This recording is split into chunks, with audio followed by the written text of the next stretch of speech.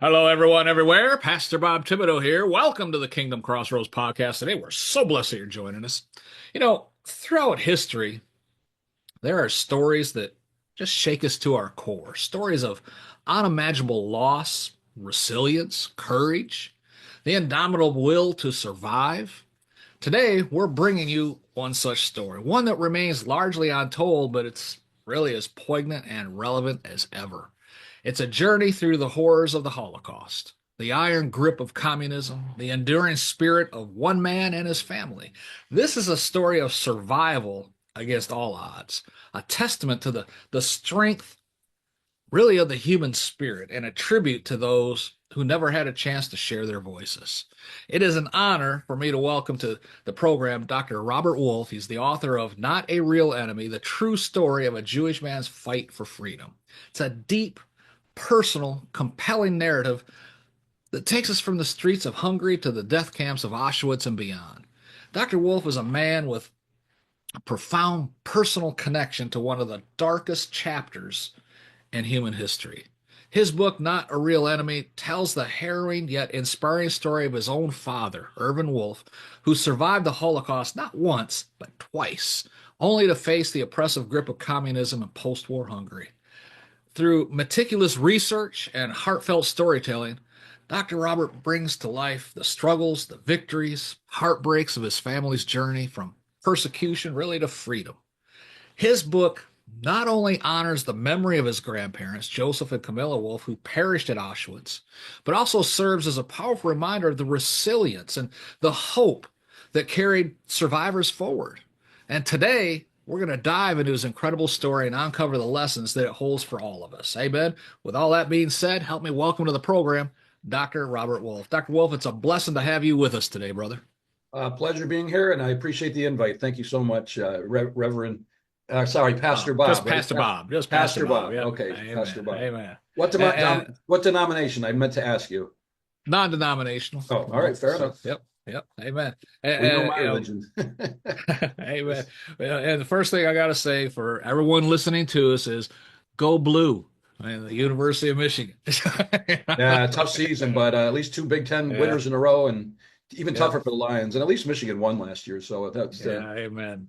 they just ended Amen. the Well, season. They were the champs first up until question. Monday. Yeah, that's right. Well, the first question I always start with is this. Other than that brief information I just shared, can you tell us in your own words who is Dr. Robert Wolf? Well, thank you for those great words. We're really well said, and I appreciate it. Couldn't do better myself. But I'm like you. I'm from the state of Michigan. I was born in Detroit. My parents, I'm first generation. My parents came over to, New England initially, New York City to Providence to Boston to Detroit. So that was kind of their path over about a 5 or 6 year period. So they came in '56 at the end of the after the Hungarian Revolution. My mom and dad escaped the country right after. They were closing down the borders rapidly.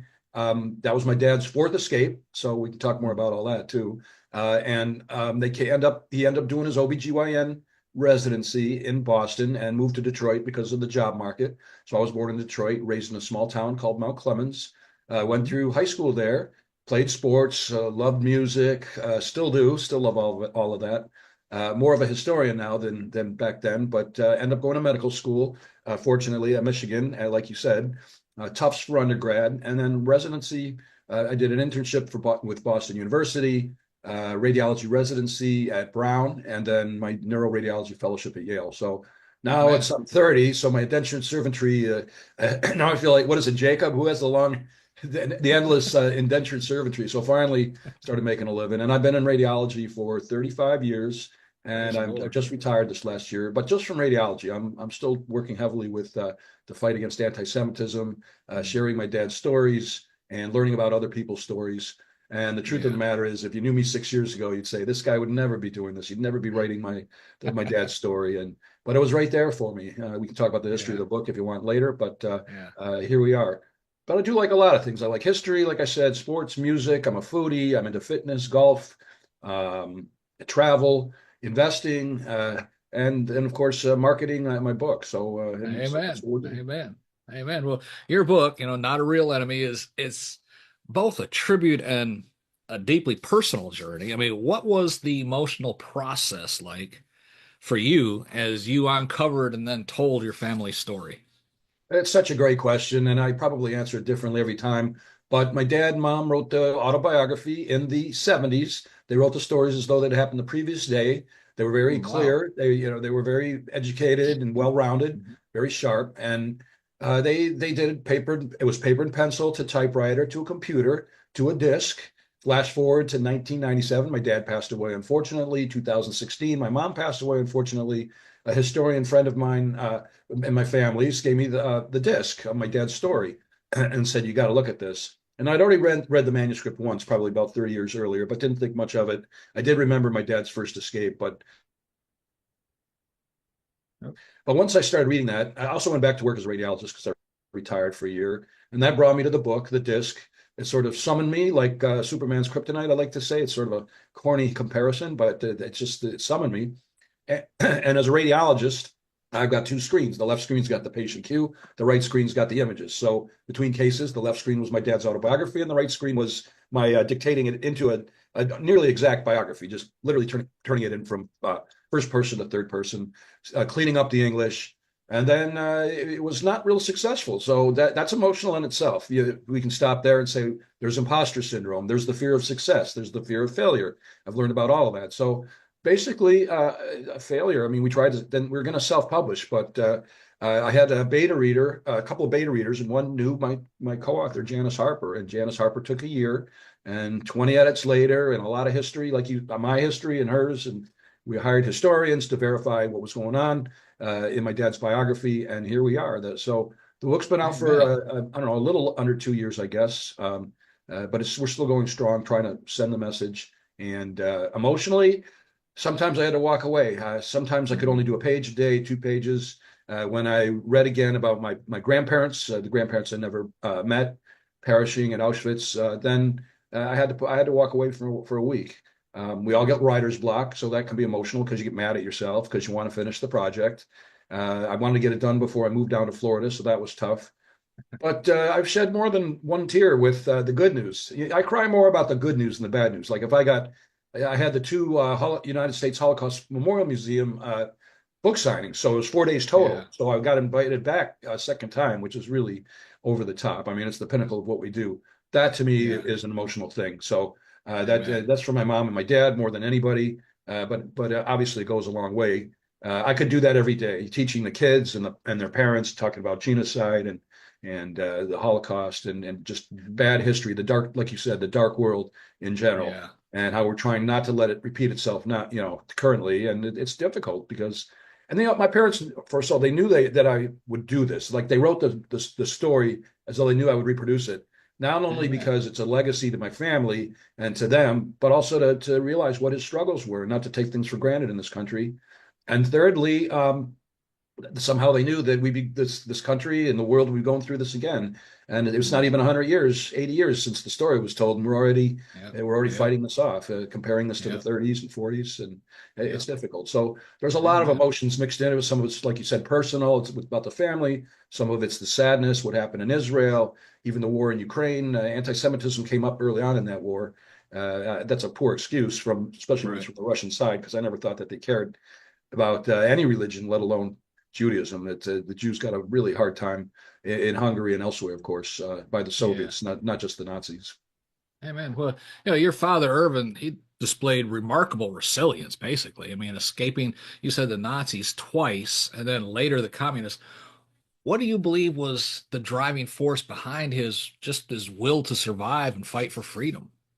Well, it's you live or you die. I mean, they were in two wars, but he never was in a gunfight or a knife fight or used fisticuffs. He was just a forced laborer in the middle of nowhere in the Carpathian Mountains in Hungary, and not knowing where they were going, not knowing where they were, deplorable conditions, starving, getting beaten, threatened to have to lose their lives, threatened to have them killed. Uh, Russian planes flying over them and randomly shooting bullets at these guys, and they're unarmed, and these are just kids at 22, 23. Could I have survived that? I don't know. I don't know. Many Americans, I got to say, would have a hard time with that. My toughness is not from the military. My toughness is from going through med school and everything that I've done intellectually and the time spent. But my dad was really tough. He was well, I don't want to say a bad bleep. I don't want to say the bad word, but he was a bad guy. He was a cool guy, and I had no idea what he had to go through, and very difficult. And I'm amazed how he didn't have PTSD. Like if anybody had a reason to, he never smoked, he never went to the bottle, he never did drugs. He focused on being free and being a good doctor. And in the end, that's the incentive, that's the inspiration. So, Amen. Amen. it's self-explanatory because the anti-Semitism in the backdrop of the book through the whole thing, even the guy that cuts his hair, the doctor that treats his foot infection, the renegade who's helping them escape their final escape out of Hungary, all with anti-Semitic remarks. The border guards in Austria, even though they're helping them, believe me, my mom and dad wanted to argue with these people, but you couldn't come at a worse time. You don't if you want to be free and you want to escape, you don't bite the hand that feeds you, I guess would be the. Yeah. Amen. And the Holocaust, I mean, that's been widely documented. Yet the story of the Jewish community, and I'm going to try and pronounce this name, Győr, is that right? Győr, Oh, Hungary? Jur. My dad's Győr. hometown Okay, is Jur. Győr. Okay. Győr, Okay. Jur. Yeah, that remains, I've never heard of that. And so it must be relatively unknown. Why do you think this chapter of history received so little attention? That's a great question. First time anybody has really asked me that. I think part of it because the genocide was so heavy in Hungary, and it kind of came late during the war, and it came quickly. It was overwhelming. My dad was useful, so he was spared because these young men were useful in these forced labor camps where he escaped twice. His second one was out of the city of Budapest, but he couldn't go back to Jur to see his parents and didn't know what their whereabouts was for months after the war. So, and that was a miracle how he found out eyewitness person that found my dad in his hometown when he finally got to go Mm, back. And that, it was a frightening. It had to be harrowing going back to your own old house and seeing somebody else live there and yeah. having to call the police and have them escort him in and see if there was anything left that was theirs. And they'd been pillaged and ransacked, and there really wasn't. But it was sad and amazing that the Russians would even, or the Hungarians would even let him take a look inside this apartment after everything that Yeah. went. And Amen. there's a lot to it. I mean, it's emotional, it's difficult. Uh, I just like I said, the way he lived and had to put up with all that, and then become a doctor, redo his residency, learn English, deliver 10,000 babies in the Detroit area, which is the punchline. That's redemption. I mean, it doesn't bring back his parents, and it doesn't bring Yeah. back my mom's grandfather, who was a rabbi, and he also perished at Auschwitz. Real threats to society. My dad's father, who perished, was a dentist, and my dad's mother was a super kind person. They were nice to the less fortunate. They gave free dental treatments. They shared food with people. There was no reason for this. I mean, when you're just Yeah. killing and you're doing it randomly and you don't know the Yeah. people, a lot of Amen. good people died. But to answer your question, no, I ramble, but there's such a high percentage of genocide. I mean, there were like 800. I don't remember the exact numbers, but 800,000 comes to the mind. At least pre-World War II, 800,000 Hungarians, 500 or 550,000 were killed. That might not count who was missing, who was murdered out in these forced labor camps, who got ill. Very difficult to know, but and as you know, the media then there were no police, there were no Right. lawyers, there was no TikTok or Facebook or videos to help these people. The victim or the witness was the next victim. When you think about the Yeah. Danube, for example, on the River Danube, the mass murder, or other forced labor camps where there were genocides and death marches that my dad and his friend Frank heard about, but loosely. They didn't have newspapers, they didn't have any information, so it Yeah. was very difficult. So Amen. yeah, so I guess that's all part of it. It took us a while, obviously, to get into Europe and get entrenched and win the war because Mhm. Germany was so prepared so early, and we're seeing that Yeah. with Russia now, but Russia's starting to fail a little bit too. I'm thinking, I mean, maybe they have a year ago, Yeah. but just being in Yeah. a war anyways, failure. There's got to be. You and I Oh, are the yeah. type of people say, let's take it to the Yeah. table, or let's talk about it in the Amen. hot tub. Yeah. This Amen. not Well, lob missiles and shells at each other. well, I know survival stories come with, often come with just moments of impossible choices that have to be made. Can you share some of the key decisions your father had to make and how they shaped the course of his life, as Wow, you so outlined that's in your another great book? question, and it kind of ties in. I don't think I completely answered the last one, but um, yeah. Well, first of all, survival. My dad's risk tolerance by the time he left Hungary, his risk tolerance was so high that doing the things he was doing. It was just like jumping off a chair. It was nothing for him. His second escape, split second decision to run out of the headquarters that they called it the dog pound. They got screwed over by some truck driver, and he brought him back to the dog pound, which was another site where they were holding forced laborers that were caught, and they felt it was either almost certain death or a place that could have been worse where they were. So cigarettes actually helped them survive. A pack of cigarettes, believe it or not, was a distraction, and the way they got out, split second decision, split second timing, and luck between the guards. Um, here's I don't know. He argued with an arm Russian soldier during his third escape and got away with it. He actually won the argument with bluffing and with guys, and again, anything to do to survive. Um, Fourth escape was a little more convoluted, but they wanted to get out of the country, and they did what they had to do. It was either freedom or death. He wanted to practice medicine, but he wanted to do it in a free country. They were tired of the Amen. Soviets. They're tired of the spies and the clandestine meetings and the cloak and dagger stories. And enough was enough, and they wanted to live. Amen. And by the way, my mom's mother, who got remarried, and they got help from. They were in Israel at the time, and they got help from my mom's stepfather, Bertzi, Albert Lieberman was his name, and he worked for the out of Israel, out of the embassy to Hungary. So he was a consulate, so he could slip them a few shekels from time to time. And my dad had to sneak in and out of these buildings just to do that. And more cloak and dagger stories. He couldn't get. And it was a Jewish guy walking out of this building with a couple $100 or Hungarian forints, whatever the case may be. Before their final escape from the country, my dad snuck into the medical center between security guards to find his dossier and see what the communists had to say about him. And just that alone, I'm like, this guy he's crazy. I mean, how, and he just did it, didn't think twice about it, didn't get caught. And Not a Real Enemy was that chapter. And that the name of the book was Not a Real Enemy, because the Soviets in their arrogance thought my dad was not a real enemy. But in fact, he really Amen. That's good. was, because Amen. they loved Amen. Mother Hungary, my dad, mom, but they hated the Nazi regime. They wouldn't take part of the Nazi. They wouldn't buy into that or into communism. So in the end, they lost two good people. So they were a real enemy. Mom was a med student at the time, and she had 13 months to go, and unfortunately never went back, but still contributed to research in Boston and ran the blood bank actually in the Hungarian Revolution. So Amen. that was a 2 week war that 3,000 people died in that war.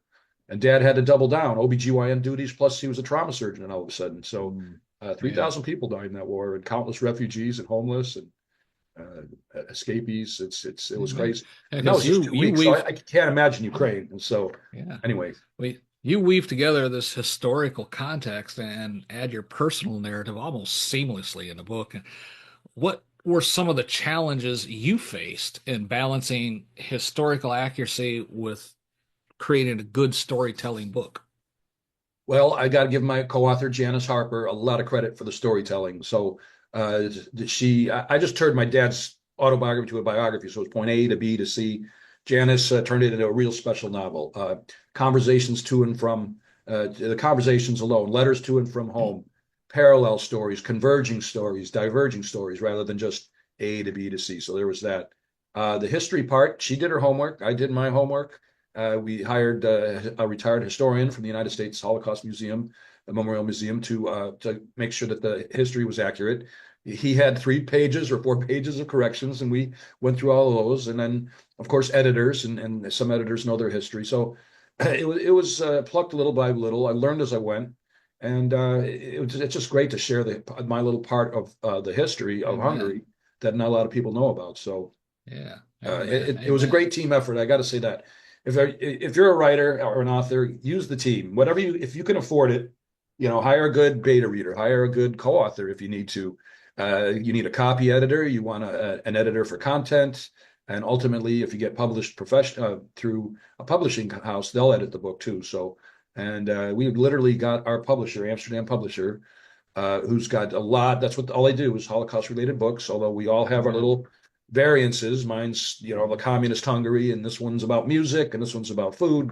This one's about Auschwitz. But fantastic publishing company. And bottom of the ninth, shoestring catch. That was the last query, and thanks to my co-author, and she took us on, and so here we go strong, and a lot of Amen. support. And the authors all have good support for each other. It's not.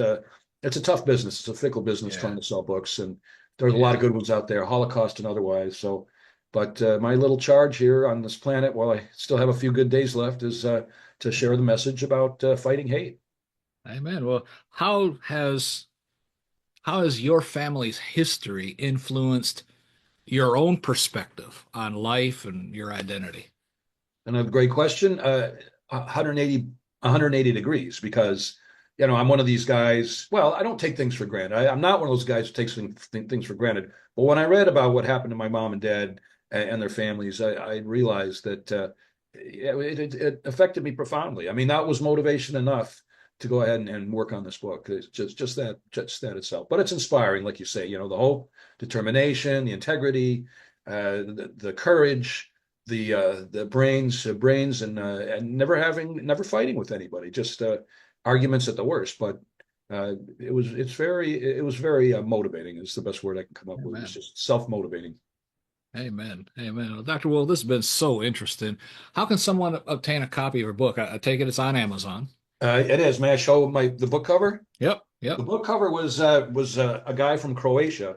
We never met him. It was so it's not a real enemy. The true story of a Hungarian Jewish man's fight for freedom.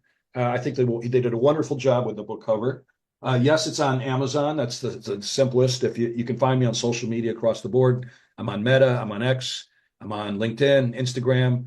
Newly on TikTok. A couple people said try it. It's not what I thought a good way to sell books, but if I sell 10 books off of TikTok, then I'm doing my thing. And I Yeah. joined Blue Amen. Sky too. So I'm on a lot of social media. My email address, or sorry, my website is robertjwolfmd.com.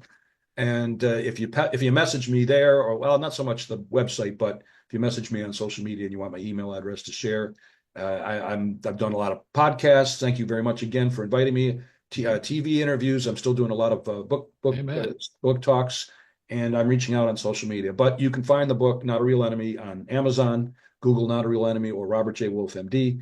It's on Barnes and Noble, Walmart. It's at Tufts University, my undergrad alma mater, and it's at four Amen. Holocaust museums. God bless. It's in the U.S. Praise the Lord. Holocaust Museum in D.C., the Zeckelman Center in Michigan, the Memorial and Tolerance Center in Long Island, where I'm doing a talk in March. Amen. Blessed for that, and also the one in Illinois, the Holocaust Museum in Illinois. 10% of Amen. my author proceeds are being donated to the Holocaust Museum in Washington, D.C. That's in perpetuity. I hope the kids and Amen. grandkids support that and make that happen. And after I'm gone, and Jeff Bezos recently said, the Amazon CEO, he says, I always wanted to build a company or something on this planet that would long outlive me after I'm gone. I guess that's how I Mm. feel too about the Amen. legacy of the book. So, Not a Real Amen. Enemy, That's please awesome. read it and reach out. Feedback welcome. Like I said, Yep. podcasts, Zooms. I'll travel anywhere. I haven't said no to anything that I'd go to Alaska. I forgot to ask you where you are because I know you said you're I'm in from Michigan, Baltimore, Maryland, just Baltimore, north of Maryland. So DC. Yep. I wish I had known you before this podcast because I would have invited you, of Yep. course, to come visit if you wanted Yeah. it for my book signing Amen. at the Absolutely. Holocaust Museum. But Well, hopefully there'll I'll be get another one. but Yeah, there'll be hopefully another that one. or Amen. a real live book presentation at one of the synagogues or churches. And Amen. I'm open to I'll put anything. yeah, I'll put links to all this down in the show notes below. Folks, Dr. Wolf's book, Not a Real Enemy, the true story of a Jewish man's fight for freedom. It's more than just a personal story. It is a powerful testament to the resilience of the human spirit, really in the face of unimaginable darkness. I mean, as we reflect on his family's journey, we have to remind ourselves of the importance of remembering history, standing against oppression and opposition, and cherishing the freedoms that we often take for granted. Drop down the show notes right now, click the links right there, reach out to Dr. Wolf, and be sure to click the link to order his book, Not a Real Enemy. This is one book you definitely need to put on your reading list. Amen. And be sure to pass it along to someone of, let's just say, a younger generation. Because as Ronald Reagan once said, if we don't learn from history, then we're destined to repeat it. And we can see evidence of that today. And we don't Amen need to to go that. through all that stuff again. Amen. Dr. Amen. Wolf, thank you for taking the time out of your schedule to come on the program today and sharing all about your family history and this great book, Not a Real Enemy. I do appreciate your time so much. Thank you for having me. Appreciate it, Pastor Bob. Amen. Folks, that's all the time we have for today. For Dr. Wolf, myself, Pastor Bob, reminding you to be blessed in all that you do.